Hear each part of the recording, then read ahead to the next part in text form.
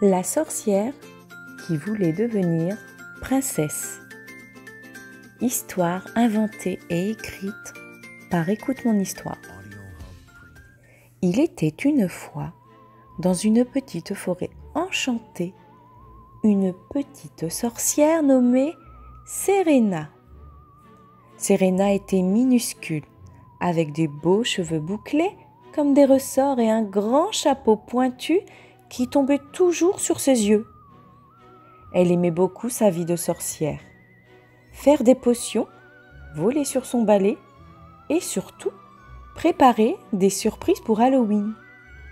Mais un beau matin d'automne, alors qu'elle se regardait dans une flaque d'eau, elle se dit « Et si, juste pour un jour, je devenais une princesse ?»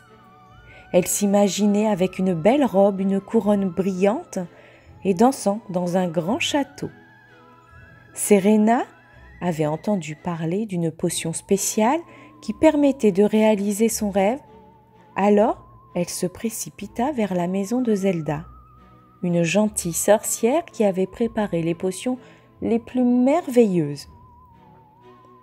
Elle vivait au cœur de la forêt, dans une maison en forme de citrouille géante, entourée de fleurs magiques et de lucioles qui brillaient comme des étoiles.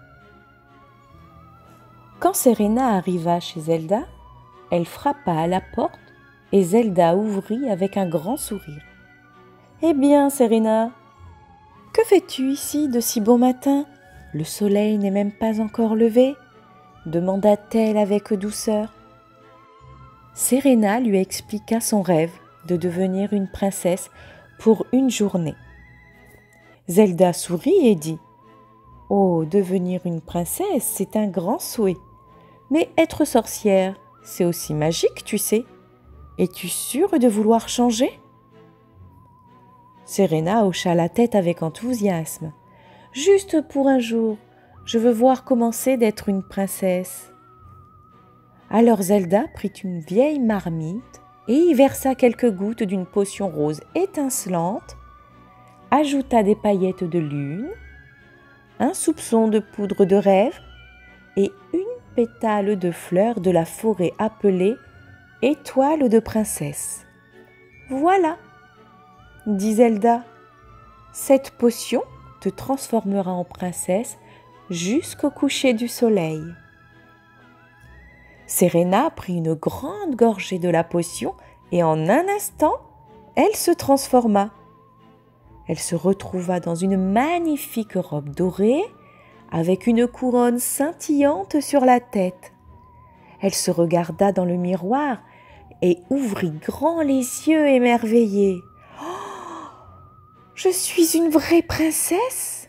s'exclama-t-elle en tournant sur elle-même pour faire voler sa robe. Ses amis de la forêt vinrent voir la transformation de Serena.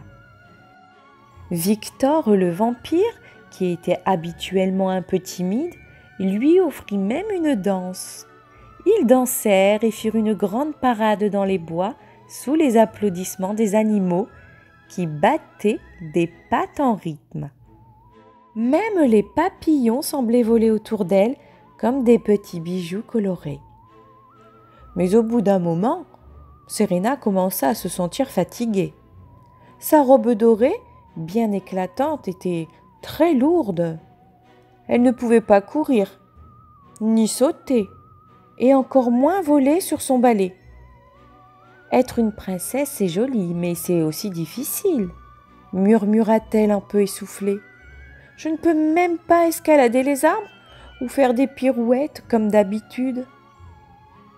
Elle essaya de faire quelques tours de magie pour amuser ses amis, mais elle se rendit compte que ses pouvoirs de sorcière avaient presque disparu.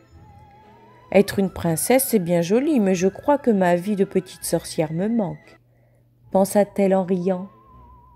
Quand le soleil commença à se coucher, Serena se sentit soudain redevenir elle-même.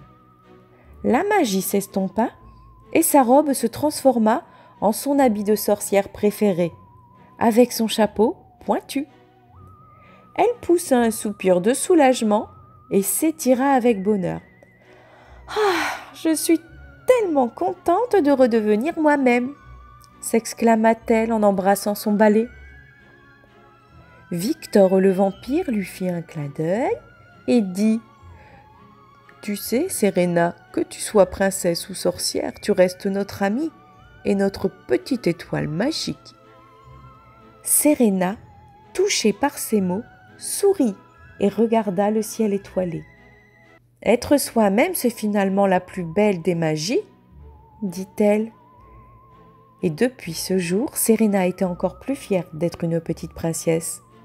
Elle se rendit souvent chez Zelda, non plus pour changer qui elle était, mais pour apprendre de nouvelles potions et astuces magiques afin d'apporter encore plus de joie à ses amis de la forêt.